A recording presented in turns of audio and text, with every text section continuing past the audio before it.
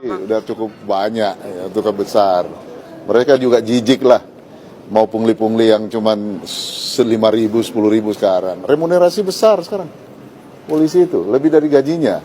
Iya, silahkan para media, silahkan videokan semua polisi yang ada di jalan. Ini saya perintah saya, ya. Saya langsung pecat, begitu ada videonya kita periksa benar, kita pecat hari itu, telanjangin dia. Ya, keras sekali kita. Karena kenapa? Udah cukup negara memberikan kepada mereka, tidak kurang lagi sekarang. Ya, biaya operasionalnya itu besar sekali sekarang. Ya, gitu. Polres Poldanya apa nggak jalan ini, Pak? Bagaimana? Polres sama Poldanya apa tidak? Kapoldanya kita copot. Saya nggak main-main kalau saya. Ketika Anda ditilang karena PKB-nya tidak bayar, Anda tunjukkan video ini supaya dipahami oleh polisi lalu lintas di seluruh negara Republik Indonesia. Apakah PKB yang tidak dibayarkan ketika operasi lalu lintas, STNK-nya masih hidup, ditilang polisi, bisa atau tidak? Jawabannya adalah tidak. Kalau ada polisi lalu lintas yang melakukan penilangan, maka polisi lalu lintas itu bisa dilaporkan. Tindak pidana pasal 333 KUHP, merampas kemerdekaan seseorang, karena tidak ada dasar hukumnya. Ancaman pidana bagi polisi itu adalah 8 tahun penjara.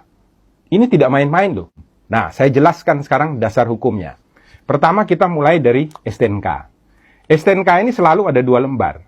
Yang pertama ini disebut surat tanda nomor kendaraan bermotor. Berlakunya 5 tahun. Di belakangnya ada lampiran. Lampirannya ini adalah surat ketetapan kewajiban pembayaran PKB. Ini setiap 1 tahun sekali. Harus dibayarkan syarat untuk pembayaran pajak. Yang jadi masalah adalah polisi biasanya menganggap kalau PKB-nya tidak dibayarkan berarti STNK-nya tidak berlaku. Ini adalah sebuah kekeliruan. Kenapa demikian? Dasar hukumnya begini, biasanya dipakai polisi adalah pasal 288 ayat 1 untuk melakukan penilangan ketika PKB-nya belum dibayarkan.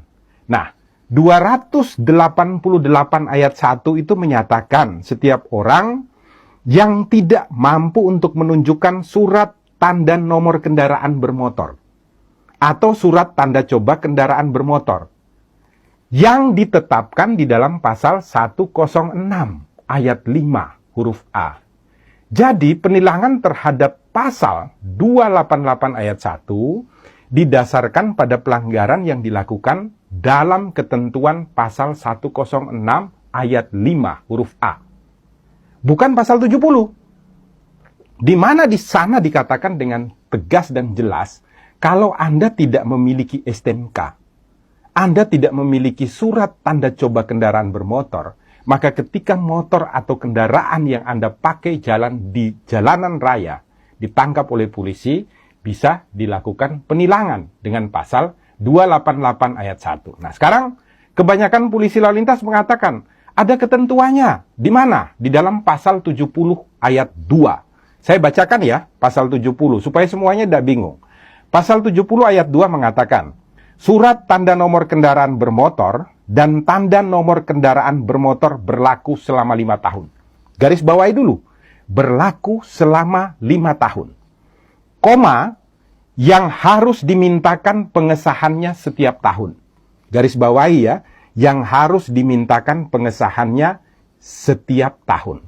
Anda harus baca penjelasannya, Pak Polisi. Nah, di dalam penjelasan daripada pasal 70, ini secara tegas dikatakan ya, ayat 2. Yang dimaksud dengan pengesahan setiap tahun adalah sebagai pengawasan tahunan terhadap registrasi dan identifikasi kendaraan bermotor, serta menumbuhkan kepatuhan wajib pajak kendaraan bermotor. Jadi maksudnya itu bukan kemudian STNK-nya tidak berlaku. Bukan. Maksudnya itu adalah untuk dilakukan registrasi dan identifikasi ulang terhadap kendaraan bermotor dan untuk membuat agar semua orang yang memiliki kendaraan bermotor itu wajib atau taat di dalam melakukan pembayaran pajak.